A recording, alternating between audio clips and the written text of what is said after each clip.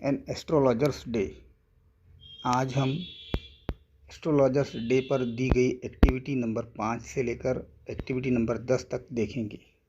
इसमें activity number 5 है, given below are some description, discuss them with your partner and find out one word for each of them, an example is given for you. यानी नीचे दिए गए जुमलों के लिए एक लफ्ज़ बयान कीजिए अपने हम क्लास तालिब इल्म से गुफ्तगू करने के बाद। पहला है, the scientific study of the universe and the object in it including star, planet, nebulae and galaxies. यानी साइंसी मुताला कायनात की इन चीज़ों का, किसका? स्टार्स का, तारों का, प्लानट सैयारों का, नेबुली बादल का, एंड गैलेक्सीज एंड कहकशाओं का क्या कहलाता है? एस्ट्रोनॉमी। उर्दू में इसके लिए इल्म फल्कियात लफ्ज़ है। दूसरा, B, the study of the movement of planet, sun, moon, stars in the belief that these movement can have an influence on people's lives. यानी प्लानट सैयारों का, सूरज का, चाँद का और तारों का जो मूवमेंट है, हरकत है, उसका मुतालिया ये अक़ीदे के साथ, ये यकीन के साथ कि इनकी हरकत का असर लोगों की ज़िंदगी पे पड़ता है। इस इल्म को कहते हैं एस्ट्रोलॉजी, उर्दू में इल्म नजूम। A prediction of what will happen in the future, यानी मुस्तकबिल में क्या वाक़ होने वाला है, इसकी पेशन गोई का इल्म कहलाता है प्रोफेसी। डी है, scientific discipline that studies mental state and process and behaviour in human and other animals. यानी साइंसी की वो शाख जिसमें इंसानों के रवैये का मुतालिया किया जाता है, इंसानों की दिमागी हालत का मुतालिया किया जाता है, मेंटल प्रोसेस का मुतालिया किया जाता है। ऐसे इल्म को कहते हैं साइकोलॉजी, उर्दू में कहते हैं इसको नफ्सियात।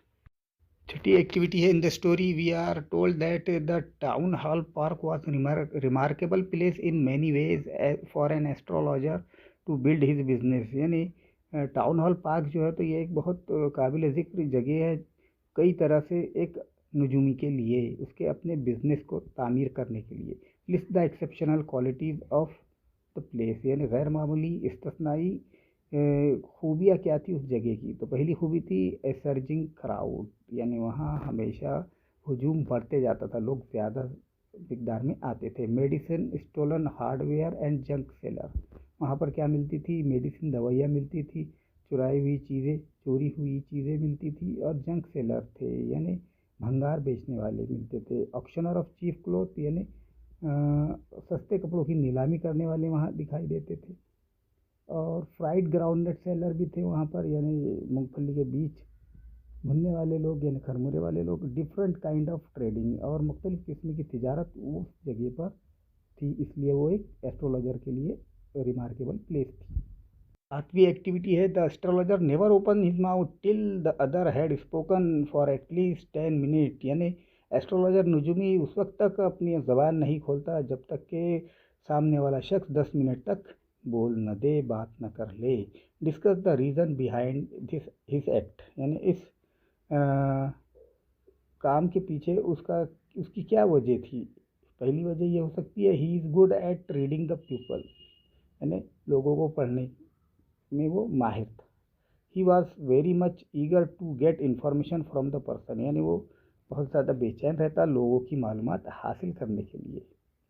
He could examine the person nature, यानी उस आदमी का वो नेचर, फितरत कैसी है, ये मुशाहिदा करना। He could easily satisfy the person, ताकि आदमी को मुकम्मल तौर पर मुतमईन किया जा सके, इसलिए वो 10 मिनट तक आदमी को बात करने देता।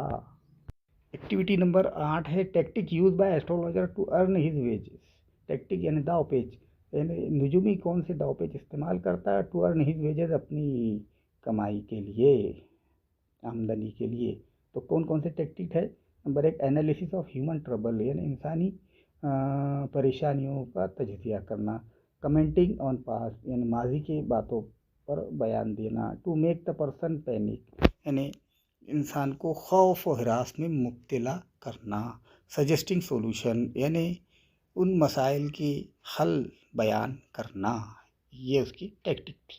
9वीं एक्टिविटी है an astrologer's appearance helps to create an impression on his client. यानी एस्ट्रोलॉजर का नुजूमी का जो अपीयरेंस था, ज़ाहिरी पहलू था, यानी दिखाव, हेल्प टू क्रिएट यानी एक बनाने में मददगार करता होता, इम्प्रेशन असर ऑन हिज क्लाइंट यानी अपने मुवक्किल ग्राहक पर असर डालने के लिए काफ़ी होता। Complete the following. The turban on his head, पहली चीज़ के कौन सी असर डालती लोगों पर? टर्बन, उसके सर पर जो पगड़ी थी। फेस कवरिंग डार्क विस्कर, उसके जो चेहरा था, चेहरे पर काले रंग की मूछें फैली हुई थी, ढका हुआ था चेहरा उसका मूछों से। स्पार्कलिंग एंड ग्लीमिंग आईज, यानी मुनक्किश शुदा जो है तो रोशन आँखें थी उसकी, चिंगारियों की जैसी शरारे निकल रहे हैं उसकी आँखों से। And sacred ash on forehead, मुकद्दस राख की जो 3 रकीले वो अपनी पेशानी पर लगा लेता था।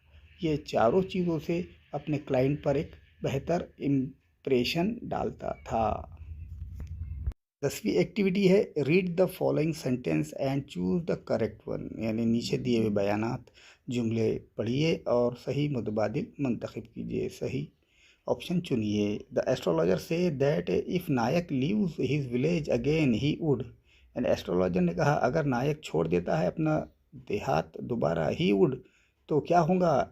रिटर्न मनी, यानी पैसे वापस करेगा। फेस डेंजर, यानी उसको खतरा हो सकता है। Go back home and stop looking for the man who try to kill him, यानी घर जाओ और उस आदमी की तलाश छोड़ दो तुम्हें कत्ल करने की कोशिश की। नॉट फाइंड द किलर, यानी तुमको तुम्हारा कातिल नहीं मिलेगा। तो इसका आंसर क्या है? फेस डेंजर, यानी वो खतरे का सामना कर सकता है। 20 सवाल क्या है? According to the narrator astrologer success in his profession is primarily due to, यानी बयान करने वाले के मुताबिक नुजूमी की जो कामयाबी थी, नुजूमी के पेशे में कामयाबी की बुनियादी वजह क्या थी? पहला luck, the bargain he drive, यानी वो जो भाव ताव करता। हिज अपीयरेंस, यानी उसका ज़ाहिरी दिखाव। हिज अंडरस्टैंडिंग ऑफ पीपल, तो इसका सही जवाब क्या होगा? हिज अंडरस्टैंडिंग ऑफ पीपल, यानी लोगों को समझने की उसके अंदर काबिलियत थी। सी सवाल, the story suggest that the astrologer comment and observation please people by, यानी ये कहानी हमसे कहती है कि एस्ट्रोलॉजर के जो बयानात थे, जो मुशाहिदा था, उससे लोग खुश होते थे। अब क्या वजह है इसकी? देखिए, promising them success and good Fortune, यानी वो वादा करता है कि तुम कामयाब होंगे और तुम्हारी किस्मत अच्छी होगी। Providing as time passes, proving as time passes to have been true, यानी वो साबित होता था कि वह टाइम पास वक्त गुजारी के लोग उसके लिए उसके पास आते हैं, ये सच है। फ्लैटरिंग देम और सपोर्टिंग देयर ओन व्यूज़, यानी लोगों की जो है तो खुशामद करता था, लोगों की तारीफ़ करता था और लोगों के जो व्यूज़ होते थे, नज़रिए होते थे, उनको सपोर्ट करता था।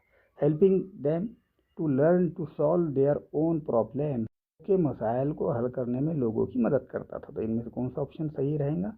तीसरा, फ्लैटरिंग देम और सपोर्टिंग देयर ओन व्यूज़, यानी उनकी खुशामद करता, तारीफ़ करता और उनके अपने ख़यालात को सपोर्ट करता था। डी सवाल, Guru Nayak consult the astrologer because he want to, Guru Nayak ने नुजूमी से मशवरा लिया क्यों लिया उसने मशवरा? नंबर 1, अंडरस्टैंड द पास्ट, यानी माजी को जानने के लिए। Find out who the astrologer is, ये पता करने के लिए एस्ट्रोलॉजर कौन है। Make some money through a bet, यानी शर्त लगाकर कुछ पैसे हासिल करना चाहता था। Get the answer to a specific question, यानी ख़ास सवाल का जवाब हासिल करना चाहता था। तो चौथा ऑप्शन इसमें सही है। ई, Guru Nayak is looking for the man who try to kill him, यानी गुरु नायक तलाश कर रहा था उस आदमी की जिसने उसे कत्ल करने की कोशिश की। किस लिए तलाश कर रहा था? तो पहला, टू टेक रिवेंज, यानी बदला लेने के लिए। टू गेट एन एपोलोजाई, माफ़ी मांगने के लिए। टू डिमांड एन एक्सप्लेनेशन, यानी वजाहत तलब करने के लिए। To prove that the man was unsuccessful, यानी वो तो ये साबित करने के लिए आदमी नाकाम हुआ, तो इसका जवाब सही क्या आएगा? पहला, टू टेक रिवेंज, यानी बदला लेने के लिए। एफ सवाल क्या है? The astrologer remark makes Guru Nayak feel all of the following except, यानी एस्ट्रोलॉजर को जो रिमार्क था उसे गुरु नायक ने कैसा महसूस किया? एक्सेप्ट फॉलोइंग, यानी इसको छोड़कर। रिलीव्ड, यानी राहत की सांस ली। सस्पिशियस, मशकूक हो गया। इम्प्रेस, मुतासिर हुआ। डिसअपॉइंटेड, यानी मायूस हुआ। तो इसमें सस्पिशियस यानी मशकूक हो गया।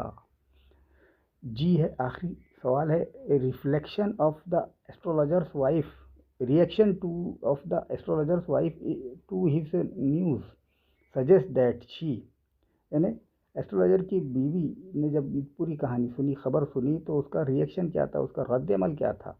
पहला, was unaware of his past, यानी वो नहीं जानती थी माजी को एस्ट्रोलॉजर के। Has been worried about his safety, यानी वो फिक्रमंद हुई उसके आदमी की हिफाजत के लिए। He knew him since he was young, यानी जब वो जवान था, जब से उसे option is concern about her future with him, यानी वो फिक्रमंद हो गई थी एस्ट्रोलॉजर के साथ उसके फ्यूचर के बारे में। तो इसका सही जवाब है was unaware of his past, यानी वो उसके माजी के बारे में बिल्कुल नहीं जानती थी।